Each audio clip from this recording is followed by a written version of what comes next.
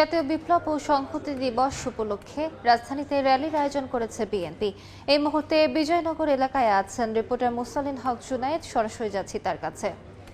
জুনায়েদ, রাজনৈতিক অস্থিরতা দূর করা, গণতন্ত্র পুনঃপ্রতিষ্ঠা এবং আধিপত্যবাদের যে ষড়যন্ত্র তা রুখে দেওয়ার প্রেক্ষিতে বাংলাদেশের ইতিহাসে 1975 সালের 7 নভেম্বর অত্যন্ত গুরুত্বপূর্ণ একটি দিন হিসেবেই উল্লেখিত।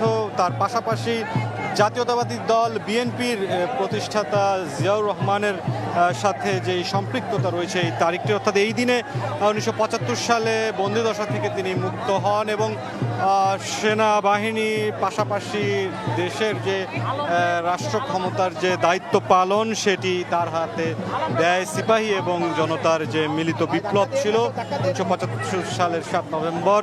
সেই ক্ষেত্রে বলা যায় যে বিএনপির যে নেতাকর্মীরা রয়েছেন তাদের কাছে কিন্তু আজকের এই দিনটি অন্যতম একটি বিশেষ দিন হিসেবেই তাদের কাছে গ্রহণীয় এবং সেই প্রেক্ষিতে প্রতি বছরই যেই প্রচেষ্টাটি করা হয়ে থাকে যে এই 7 নভেম্বরের একটি র্যালি আয়োজনের যে ব্যাপার থাকে সেটিকে কেন্দ্র করেই নয়াপল্টনে কেন্দ্রীয় যে কার্যালয় রয়েছে বিএনপির, সেখানে সংক্ষিপ্ত সমাবেশের মঞ্চ রয়েছে। সেই সংক্ষিপ্ত সমাবেশে আলোচনা শেষে মূলত এই যে আকর্ষণীয় যে র্যালিটি রয়েছে বিএনপির, এই র্যালিটি শুরু হবে এবং এই মুহূর্তে বিজয়নগর সংলগ্ন যে নাইটিঙ্গেল মোড় এই এলাকায় অবস্থান করে যেটি দেখা যাচ্ছে যে রাজধানীর বিভিন্ন প্রান্ত থেকে বিএনপির যে নেতাকর্মীরা রয়েছেন তারা কিন্তু এই পল্টনের যেই সড়কটি রয়েছে অর্থাৎ নাইটিঙ্গেল মোড় থেকে ফকিরাপুর মোড়ের ওই সড়কটি পর্যন্ত মধ্যবর্তী স্থানে রয়েছে বিএনপির কেন্দ্রীয় কার্যালয়। এই অংশটিকে ঘিরে কিন্তু ব্যাপক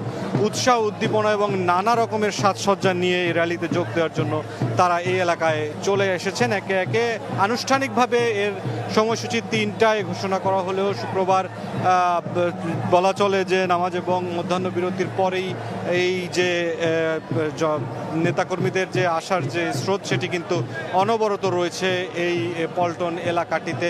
এছাড়াও একটি বড় বিষয় রয়েছে যে জাতীয় নির্বাচনের ঠিক প্রাক্কালে এবারের 7 নভেম্বরের যে তাৎপর্য সেটি কিন্তু বলা যায় যে দলটির কাছে বেশ উল্লেখযোগ্য হিসেবেই বিবেচিত হচ্ছে। এই ছিল এখন পর্যন্ত পল্টন এলাকা থেকে সবশেষ।